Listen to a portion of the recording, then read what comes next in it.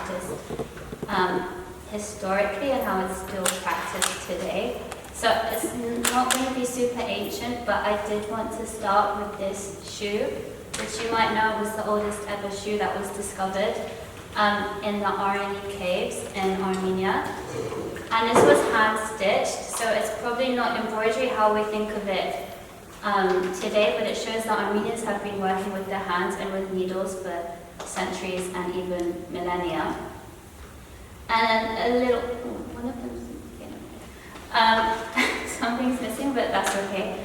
I wanted to talk about how normally we think of embroidery as a women's craft, but actually historically a lot of Armenian embroidery was done by men.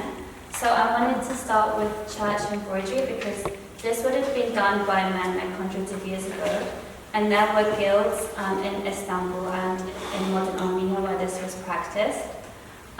This example here is from the Victorian Albert Museum collection, so if you want to visit it yourself, you can email them or book an appointment to see it at the V&A East. So I've tried to include examples that are in London, so if people want to see it themselves, they can. But you'll see that they use like a lot of precious metals and church embroidery.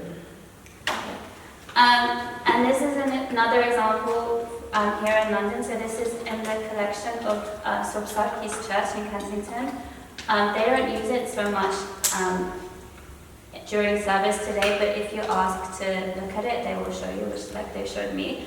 And this is an example of how they use like the most precious metals and pearls and silver and threads, and these would have all been made by men or monks hundreds of years ago. And I wanted to include this example. So this man who made it, Oni Goravarian, only passed away a few years ago. So it shows that even today, there are still men creating these really richly embroidered pieces of vestments for the Armenian church. And I believe that this was made in New York, actually. So it's not just in Armenia, in the diaspora we're creating things like this. But besides men making embroidery, traditionally women would have made embroidery for their ojit or dowry. And there is actually a saying amongst Aintab Armenians historically that once the girl is in the cradle, the trousseau is in the box. So as soon as a girl was born, they would have started creating things for the next stage of their life, so for their marriage, so they'll have like homeware and baptismal clothes and everything straight from the moment that a daughter was born. Unfortunately, Armenian embroidery took a different meaning after the genocide. A lot of girls ended up in orphanages and families were very poor. And a lot of missionaries who came to help during this time saw that these girls were skilled with using needle and thread. It was very cheap to produce, so they would make schools and teach girls different styles of embroidery and create objects to be sold in the West. And actually in places like London it was very popular. So even at Liberties they sold a lot of Armenian embroidery and they had whole schools like this. So it is a kind of sad way that Armenian embroidery was preserved. But it was a way of creating an income for young girls and their families during this time. And actually today, like when the Syrian Armenians came to Armenia after the war, a lot of them had really good skills in Western Armenian embroidery, and a lot of these women created businesses to support themselves, even to this day. So the same thing is kind of happening again 100 years later. And this is just an advert in American magazines, like telling people like why they should support Armenians and buy embroidery from Armenia. So this was being advertised in the US, which is probably not how it's advertised now. And also even like in some of the genocide memorials, there have been references to Armenian embroidery. So this is a woman creating janyat or needle lace in this monument in the US.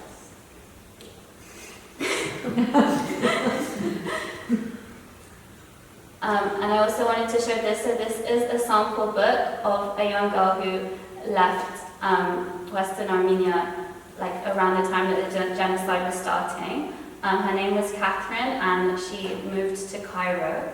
And when she was in Cairo, she had this sample book of different kinds of needle lace, and she got a lot of customers, and she became very popular.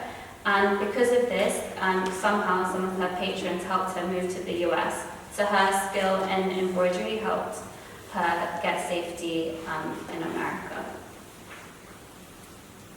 And I'm going to talk now about some of the different styles of Armenian embroidery.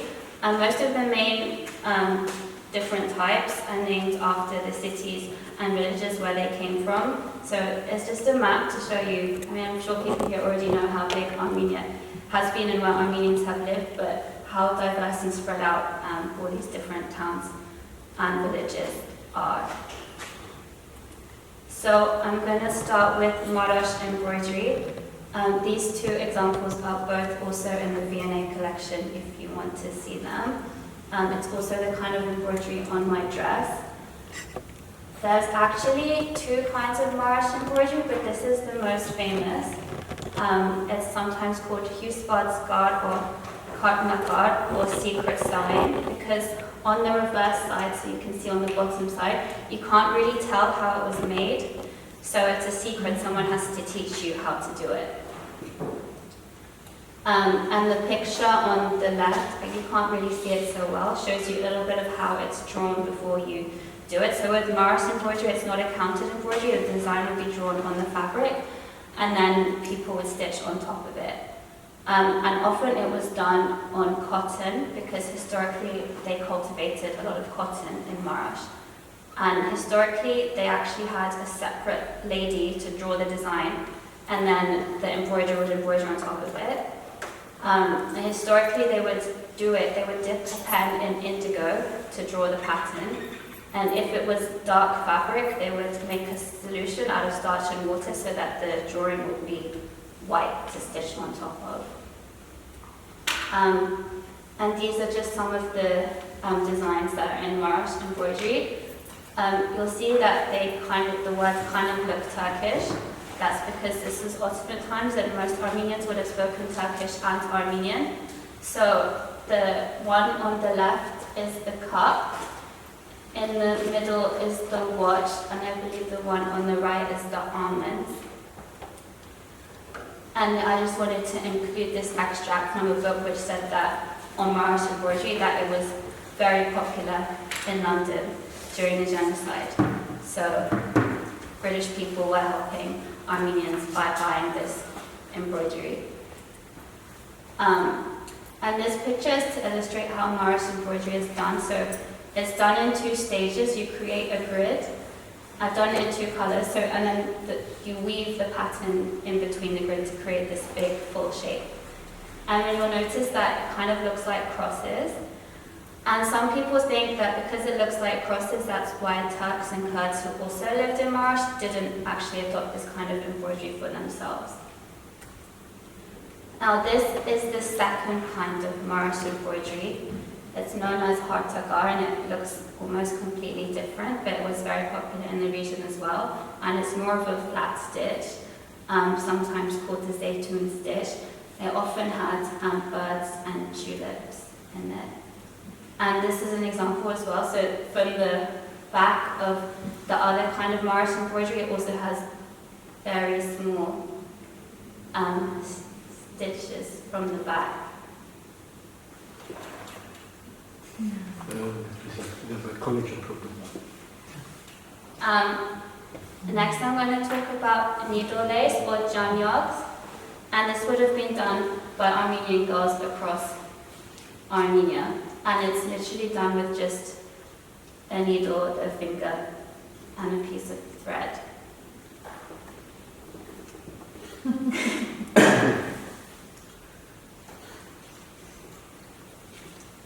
You just flip it.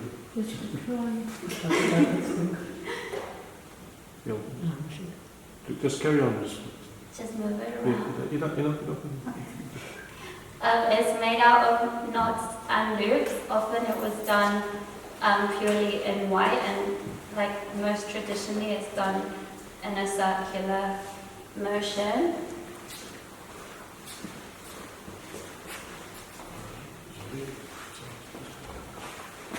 How did you know?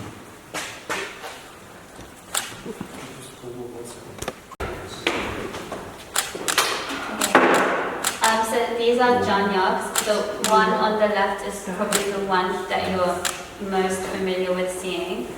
And there was this one curator in the US who described janyags like the Armenian diaspora. So if you cut a janyag, it's not going to break. Like there'll be a cut, but it's not going to disintegrate because it's made up of knots. And she said it's like the Armenian diaspora people, like made up of knots and loop stronger together. But if you cut it, it'll never break. So these are a lot of Armenian homes have these. The one on the right is called Karin janyag. They're from Karin or Erzurum, and they're a lot more colorful. They often have flowers and sometimes even like chickens in them. And these would have been put on the headdress that would have been worn with the daras, so the traditional dress from this region. And it was also known as a Vartanian. And this is just an example of the janyags in my family. So next, I'm going to talk about Aintab embroidery. And this is quite interesting just because recently UNESCO recognized Aintab embroidery on the Intangible Cultural Heritage list, but they recognized it as being Turkish. So the Armenian origins of it have been erased, but it's important to know that this is Armenian embroidery. It's normally done on white, so it's a cut work embroidery, so you would cut threads, pull them out, and then stitch them back together. And in Armenian, it's known as tel gudral and tel kashel.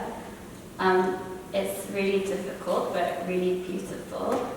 And so when they cut it out, they would tend to create grids to create these different shapes.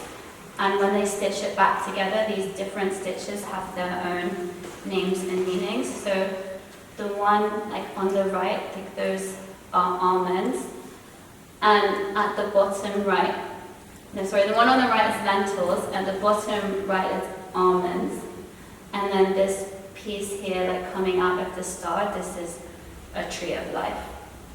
And this would often be done on cotton or linen, so any fabric that is woven and has a clear grid to cut and pull out the threads. Next, I'm going to talk about Karin embroidery, which is also Erzurum. And this is a kind of embroidery that would have been done by men. So as well as like church embroidery, this embroidery was also done by men. I think because of the metals and the threads used. And there was actually one man during the 19th century called Melkon Çelikgirian. And he was like so popular, his work was so well known across Europe that he earned medals and prizes like in fairs in Paris. So this embroidery would tend to be done on the daras, or the traditional dress worn by a woman. So this is from an apron, and sometimes they would even put the initials of the wearer on the corners. I believe that this is an almond, so yeah, a blooming almond. And here is another example on the apron and also on the top of the daras, and this top is called kurtkal. Next, I'm going to talk about Urfa embroidery. So Urfa embroidery is probably the only embroidery that's like very obviously representational. Like a lot of Armenian embroidery is very like symbolic, but it's like very graphic or geometric. But if something is a flower in Urfa embroidery, you're going to know it's a flower. So historically, they used a lot of silk and precious metals. And nowadays, embroiderers don't use metal so much, but they often use silk. So this picture kind of shows how it's developed over time.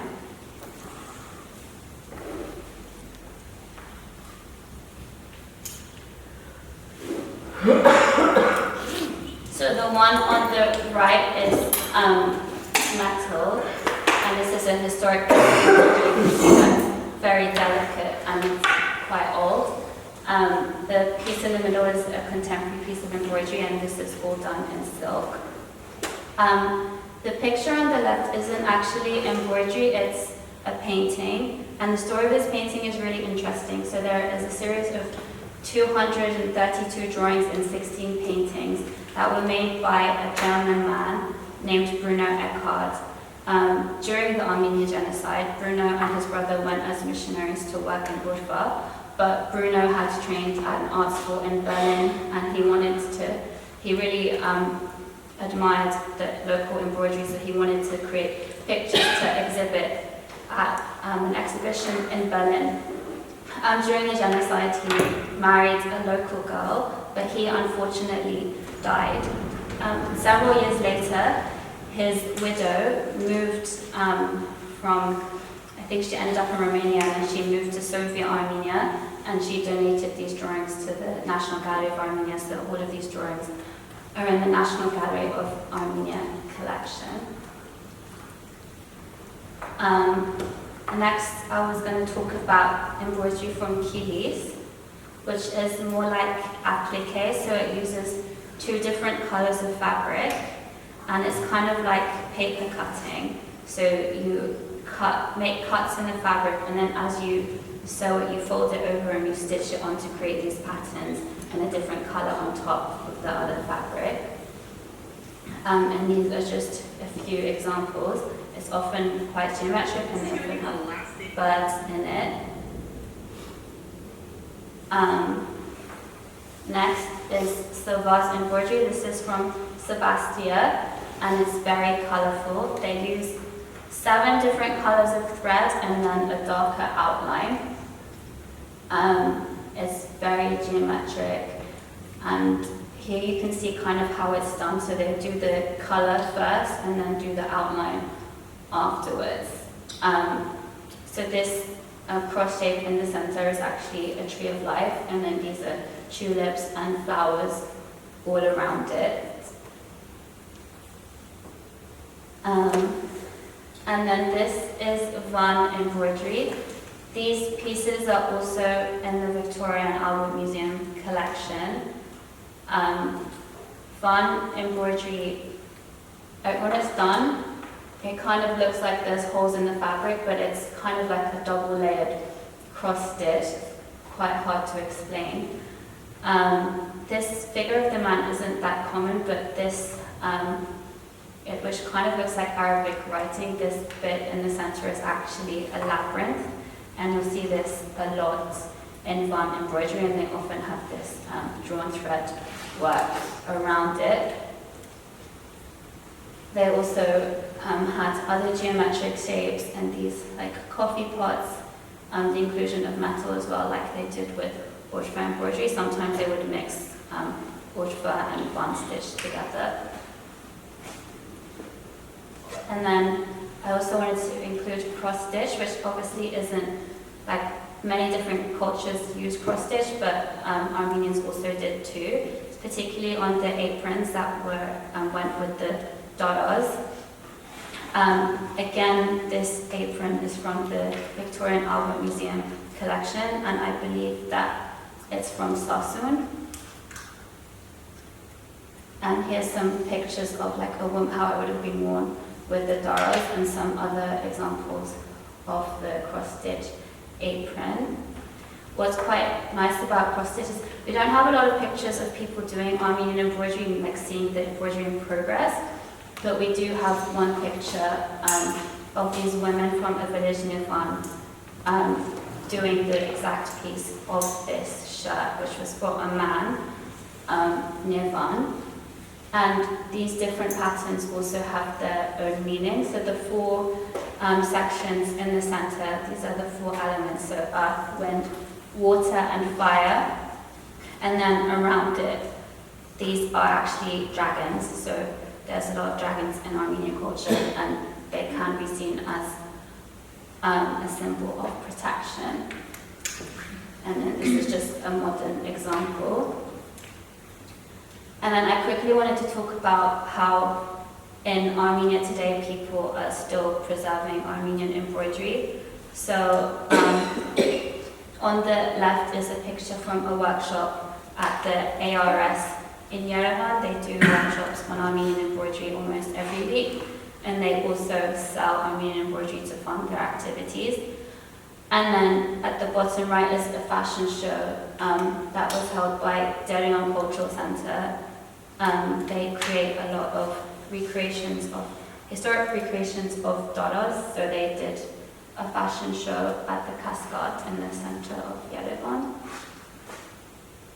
And then here I just wanted to show how people are using traditional Armenian embroidery in modern ways, so it's not always mandala. Sometimes people put it on dresses and shirts and other things. And I also wanted to include how there are contemporary Armenian artists using historical, traditional Armenian embroidery in modern ways. So the left is a janyak by an artist called Armenian, and then in the center this is by Margarita Hazarian, and on the left this is by Ruzanna Hanessian. And yeah, if you want to learn more about Armenian embroidery, I do online courses and have kits where you can learn more, and you can follow me at Armenian Embroidery.